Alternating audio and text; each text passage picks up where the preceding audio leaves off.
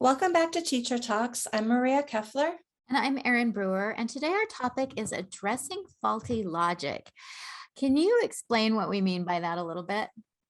This follows on really well from our discussion of facts versus feelings and how to parse those out. Critical thinking skills are so important when you're addressing the transgender ideology because the ideology is full of flaws and logical fallacies.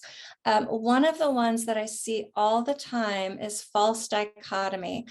A false dichotomy or a false dilemma is where someone sets up that there are only two options when there actually are many, many options. And one of the ways I see this happen with gender ideology is to say kids need to use the bathroom that they prefer, or they can't go to the bathroom at all. Right. We see that all the time with schools. Yeah, Kids they're just want to go to banning trans kids from playing in sports. They're banning them from using the bathrooms. They're banning them from locker rooms. And that's not at all the case. No, it's not. I was speaking with a trans rights activist here in my district at a school board meeting, and he was expressing the need for kids to be able to use the bathroom that they wanted. And I listened to him and I said, I hear what you're saying, but I think one of the problems is that boys who want to go into the girls' bathroom can just say they're trans and get to go to the bathroom. There's no litmus test, there's no standard. And he said, you think trans people shouldn't even exist? And it caught me so off guard. I didn't know what to say. And in reflecting, I realized, oh, he set up a false dichotomy to throw me off of my very good argument because he didn't have an answer for my argument. So what he was saying was, if you don't agree with everything that the trans rights activists want, you think that trans people shouldn't exist. Right. And What that that is, even means. yeah, and that's something that the trans rights activists have been so good at. But there are these deep logical fallacies. One of the ones that you mention a lot is that they'll say gender is fixed. It's inborn. It's they're born this way. They're born in the wrong body. There's nothing they can do about it. So we have to honor that. But then they'll say gender's fluid, and they can't really specify, when somebody's gender fluid and when they're not.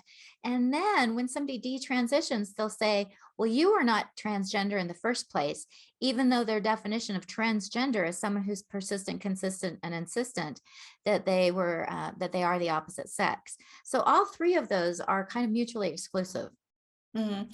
And another thing, to just start being able to parse out the truth of something and be able to look at it critically, is ask about the definitions, Mhm. because this is something that we see the transgender ideology folks doing all the time, is changing definitions.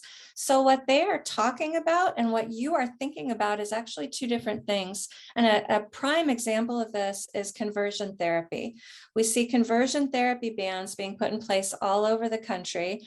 Most people probably think, oh, conversion therapy is those horrible, abusive torture devices that were used on same-sex attracted people, such as, dumping cold water on them, electroshock therapy, reparative rape. Those truly are abusive, but that's not what's meant by conversion therapy anymore. If you look at the language in the bans, it's doing anything other than affirming that someone is the wrong sex. And And so that that includes, talk therapy. It includes cognitive behavioral therapy, psychoanalysis, the very therapy that helps so many people to understand the underlying issues that cause them to have that trans identity. Mhm. Even asking, why do you think that you're transgender, can be caught under conversion therapy bans, and a therapist can lose his or her license for even asking that question. So it's really important to listen carefully when trans activists are making their point, and to, as you said, make sure that you're talking about the same thing, because the definitions are so wiggly. And that's one of the ways that they've been so effective at changing society's views on this, is they say things like, gender is something that you're born with. These kids can't help themselves. Then they say these kids are going to kill themselves if you don't allow them to transition. Then they say that, they're not actually changing their sex, they're just becoming who they really are. All these things are really questionable. And when you start to really dig at them, it turns out they're more of religious beliefs than they are of an ideology, even because they're so ephemeral and they're so based on beliefs rather than science, reality, fact.